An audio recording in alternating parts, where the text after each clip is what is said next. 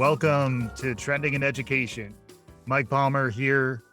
Today, we'll be joined by Larry Cuban, who's written an incredible book called Confessions of a School Reformer. Talks a lot about the history of education in the US and where we are today, even includes some reflections on COVID, which is amazing. But it's also a really powerful memoir of Larry's life. So I'm really excited to get into that conversation shortly. Before we do any of that, I wanted to welcome you to the show. Larry, welcome to Trending in Education. Oh, thank you, Mike. And I appreciate your doing this podcast. Absolutely. The book is really tremendous in that it incorporates a full life's worth of experience. Your background is really what makes this so interesting. Your perspective on these different periods of American education and school reform. You were wearing many different hats across the span of your life. You've just written this tremendous memoir. At a high level, how can you catch people up on who you are and how you got to this point in your professional life? Sure. I was born and raised in Pittsburgh, got my first teaching job there, and then moved to Cleveland and worked as a high school history teacher for 7 years. Then moved to DC and worked as a high school history teacher there and an administrator running a professional development program. And then I went back to school to get a PhD because I wanted to become a superintendent. Mhm. I got the PhD and became superintendent in Arlington, Virginia, right across the river, Potomac River from Washington, D.C. And I was there for 7 years. And the school board changed and they wanted their own superintendent, which is, that goes with the territory. Right. And I came to Stanford and spent 20 years on the faculty at Stanford and have been retired Mhm. since I left the faculty. That, in short, is it. Yes, exactly. And then that is very much part of the book. And the book was really interesting from a format perspective. I've read some education policy books and other history books, and it has elements of that. But the fact that you were able to incorporate your memoir into it, I thought was really profound on a number of levels. Can you talk folks through how you structured the book and how it fits together? Sure. I had just finished a book and I was between projects and I began thinking about my life. I'm 87 years old, and that's a nice time to begin looking back on your life. And I realized that every single reform movement that had occurred in the 20th century, every school reform movement I had participated in as a student, a teacher, a superintendent, and a professor. There have been three school reform movements in the 20th century. The progressive movement, I was a student at schools then. Hmm. The civil rights movement, which affected schools greatly, and I was a teacher then. Hmm. And then the business-driven school reform movement of the 70s and 80s and 90s, and I was a superintendent and part of that time. Yeah. And then as a professor, I had the time to write and reflect on that. And that became the spine of the book. My personal journey as a student, teacher, superintendent, professor, as these three school reform movements unfolded. Hmm. Yeah, it's really remarkable. You're able to outline the components, but each of them has behind that bullet point, there's a lot of story to tell. One example is the what you referred to as your professional development project that was training folks coming out of the Peace Corps how to teach. These stories, they make the educational policy connect to reality and narrative in a way that I think certainly resonated with me. Where to begin? Maybe begin where we are right now as well, where there's some reflections that you have at the end about the last few years where the impact of the pandemic that we're living within. Any thoughts on where we are right now and how it relates to you look at almost 120 years worth of history and then the 87 years of your life. It really is a pretty deep read that I would recommend folks who are listening to get into it. But any thoughts on where we are now? Yeah, if you're talking about the impact of the pandemic on school reform, it will have very little influence in changing the existing direction that has been around since the 1980s, which is basically using the metrics of test scores, making sure that a lot of the kids graduate high school, trying to ensure that a lot of kids, particularly kids in the low income minority kids, go to college. Hmm. All of those impulses originated in the 80s and 90s, Yeah. and they have been around for the last 30 years. And they will continue. They've continued during, and I would guess after the pandemic also. Interesting. Yeah, because that was the one piece where I guess I was hopeful that some folks have talked about the shock to system being an opportunity to change. If you go all the way back to the 70s or the 80s, that's a long time to still be in one era. I'm always hopeful for what might be coming next. Do you envision a new movement emerging at some point? How do we get out of this sort of corporate influenced, metrics driven, test driven, standards driven mode? Will we get out of it? Should we muddle through? Any thoughts on this? Well, here's the thing. I look at school reform as a product of what's going on in the larger society. Mm, The larger society, whatever movements occurred, and I mentioned the progressive movement, the civil rights, the business informed reforms of the last 30 years, 40 years, all of those were larger movements in the society that spilled over the schools. Schools mirror the society. They don't change the society as a lot of reformers think they do. Whatever movement is afoot now, before, during, and after the pandemic, I can't tell you. But right now, we continue in the embrace of the business informed school reform movement that began in the late 70s and early 80s. yeah, yeah. And that's about 40 years now. Remember, the progressive movement began in the 1890s and really lasted until World War II. That's true. So that's almost 50 years. So Right. these reform movements, once they move from the society into the schools, they last a long time in schools because schools are basically conservative institutions. Hmm. Yeah, that makes a lot of sense. Your experiences in these different periods, can you give our listeners just some reflections on maybe beginning with the progressive Sure. period, a high level definition, and then what your experience was like Yeah, there? I began elementary school in 1939, and that was during the progressive movement. And then I went to college. I became a teacher in the early 50s, 1950s.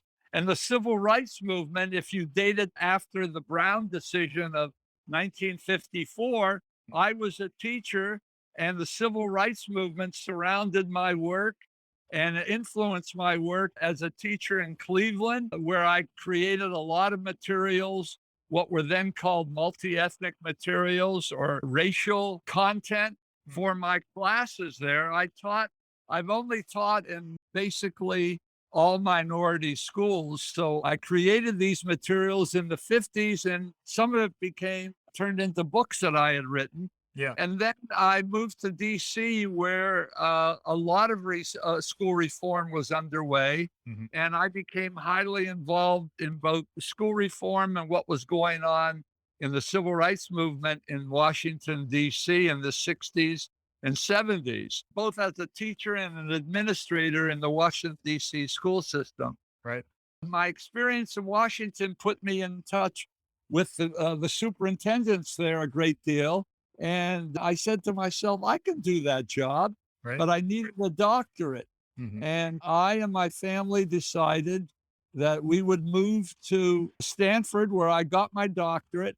And I applied for 50 superintendencies and got rejected for all 50 because I didn't have any experience as a superintendent. Hmm. And then the 51st application turned out to be Arlington, Virginia, and they made a commitment to hire me. Yeah. And I stayed in Arlington for 7 years, and the school board changed, and they then wanted a different superintendent, so I resigned Yeah. after 7 years Mhm. and came to Stanford, where I, spent 20 years as a professor, as a researcher, and teacher. Yeah. And then the business influenced phase, the Reagan era into the present day, focus on work readiness, as you mentioned, getting minority kids graduated and into college as some of the driving metrics. Can you talk a little bit about what's good and bad about that and what your experiences have been like in this current era? Well, I start with this assumption, Mike, is that there's a big difference between policy talk, what you're talking about when Washington and state, federal and state policymakers talk about policy, and then states and districts adopt certain policies that are in sync with that talk. And then these districts and states have the problem of getting it into classrooms. And Mhm. that is the hardest part of all, the trying to get teachers, schools and teachers to change to meet the new reforms. Yeah. And so I see it as three levels of policy talk, policy adoption, and policy implementation, which is in the school and classroom. Mm. And that is where a lot of policies don't get translated into action. Teachers can always open and close their doors to the most current policy, its rhetoric, and all of that. Yeah. Yeah, and then what about the role of the teacher and the potential for burnout and the psychological challenges of politicization that we're living in right now? Do you have any thoughts or advice for folks who are in the classroom or trying to affect change in our educational system? Yeah, the first thing is I've already said is that schools don't change society, but schools reflect, they mirror society. So the idea that if you want to become a teacher to change the world, you're going to have a tough row to hoe. You Mhm. really will. Mhm. But you can change kids. You can have an enormous impact on the kids that are in your classroom, or if you're a principal in your school. But the idea of going into schools to reform society, which has been very popular in the history of this country, is very difficult. And the history shows that it doesn't always occur, if it occurs at all. Mm. So my advice to anyone is to study the history of school reform. And there are a number of books out that do that. And I would encourage people to read about what happened to previous school reforms. Mhm. Most people don't, most Americans are ahistorical. Right. The present is what matters, not the past. Mm. Unfortunately, the past is always in the present. Mm. So it's very important to know about what happened to previous school reforms. As I said, there have been three in the movements in this century, and to see what happened and what remained stable and what changed. Yeah. What This is not pessimistic. Some people say that I depress people when I talk about the history of school reform. School reform is a mixture of stability and change in school. Mhm. And people need to recognize that schools are basically conservative institutions in a society. Yeah. Yeah. And I was struck by, to your point, there is some measured optimism in the book. I always gravitate towards like Viktor Frankl, Man's Search for Meaning. It's a hard road to hoe, to your point, but then in some ways that is what makes it meaningful, and understanding that you may not ultimately change the whole system is a lesson that really, I guess, has to come with time. Are there other lessons learned, other messages to get out there? I think that what I've just said is the fundamental message of the book, Mhm. that reforms can occur in schools, but they will be incremental reforms.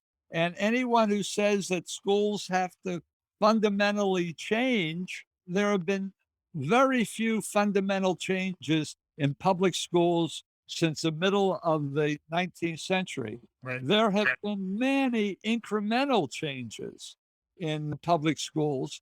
And if you want to make those changes as a teacher, as a principal, or as a superintendent, or as a state or federal policymaker, you have to understand that history. Yeah. And, uh, and a lot of people don't want to take the time to look at that history. Yeah, there have been so many reform movements that repeat what has gone on a generation or two earlier. Right. And it's important to understand that. I'm not saying the schools don't change. I'm not saying that schools are unimportant. I'm saying that schools are very important in our society, but they're not all important. Right. And that schools and systems do change, but they change incrementally Mhm. by people who work inside the system. Mm. They rarely change because someone mounts a bully pulpit of school reform. Right. Right. Yeah, we're getting closer to time, but the two other areas I wanted to make sure we hit on. One was the Sure. role of technology, which I know is something you've thought about over the years, and it's something that has become a little more front and center, particularly in light of the pandemic and happened since folks have had to use it more. I'd love to begin maybe with your perspective on the role of technology. Yeah, basically, the first devices began to be distributed to schools in the early 1980s. And the first decade of the 21st century, these devices became ubiquitous. And so now it's common to have each kid has his or her own device. And that's fine. The current technology hasn't replaced pencils and paper. What it does, it supplements them, and it's another option for every teacher to use in a classroom. You see many teachers easily shifting from a written assignment to asking kids to research something on the internet on a device. There's a cart of laptops, let's say, or tablets, and the kids go to the cart, pick out a tablet or a laptop, and they do the research. The teacher tells them to return the laptops after 30, 40 minutes. So it's a lot of, I would say, I can't say most, I don't have the data, but a lot of teachers, many, many teachers have learned to integrate these devices into their regular lessons. Hmm. Has the technology changed teaching? I don't think so. And I argue that in the book. Right. Right. Exactly. So, despite a lot of the noise and a lot of the language that's out there around the digital divide and some of the transformations that have happened, you're again arguing a little more for some slower change. Teachers will continue to do incremental change rather than these technology silver bullets or major sea changes that you see that are technology driven. Yes. So remember the hype that surrounded technology. And I've been allergic to hype ever since I began to study the history of school reform. So you have to separate the policy talk, the hype, Mm. from what policies are adopted, and then look into the classroom. My whole career of writing has been to look at the policy to practice journey. Hmm. What happens to policies as they travel toward the classroom? Hmm. And it's important for people to understand it's a long journey, and it's often an interrupted journey when you adopt a policy and then you expect teachers to put that policy into practice Mm. in the way that it was intended. That rarely happens. Yeah. Yeah. And then the other thing I wanted to get your take on is, as someone who's been active in a school board, you've been a superintendent, schools and education has become much more zeitgeisty. It's much more top of mind. People are activated around what's happening in school board meetings around the country. This is in some ways reflecting some of the polarization that we're seeing out there. Do you have any thoughts around how folks can or should engage, or any recommendations around trying to your point, see through the hype and understand what's actually going on out there? When you talk about all of the ferment and the controversy and the conflict that's going on now around school boards, around curriculum and anything, anyone who knows the history of public schooling and the history of teaching knows that these kinds of surges of conflict have occurred in the past. Mm, Schools reflect society, and what's going on in the larger society around race and social class inevitably spills over into school boards and schools and occasionally classrooms. right. And so this is a very familiar pattern, and it's wise to know that these things have gone on before and that there will be some changes in schools, but never achieve the intentions of those reformers that say schools must change. And I think that's a good thing because communities want their schools to be stable and they want their schools to do two impossible tasks. They want their schools to conserve the values of the community and transmit them to the young, but they also want schools to be engines of change. And that has been a historical conflict in public schools in this country for the past 200 years. Yeah. And so that's why the turmoil that we see now is a very familiar phenomenon. And some of it will alter what goes on, but incrementally. Hmm. And much of it will pass until the next social movement in the society occurs. Wow. Yeah. Some wise words from Larry Cuban, the author of Confessions of a School Reformer. If you're intrigued by some of these takes, we'll include a link to Larry's book on the show page for this episode. We're getting close to conclusion, Larry. Again, thanks both for your work, for the book, and for your appearance with us today. As we're wrapping up here, do you have any concluding thoughts, any things for folks to come away from this conversation thinking? The one thing I would say is that read about the past of school reform if you want to ever understand the present. But I appreciate, Mike, the opportunity to do this podcast, and thank you. Awesome. Larry Cuban is his name. His most recent book, Confessions of a School Reformer, really interesting memoir, in addition to a way to start to understand policy and other frameworks. If you like what you're hearing, please write us a review, tell your friends. We'll be back again soon. This is Trending in Education.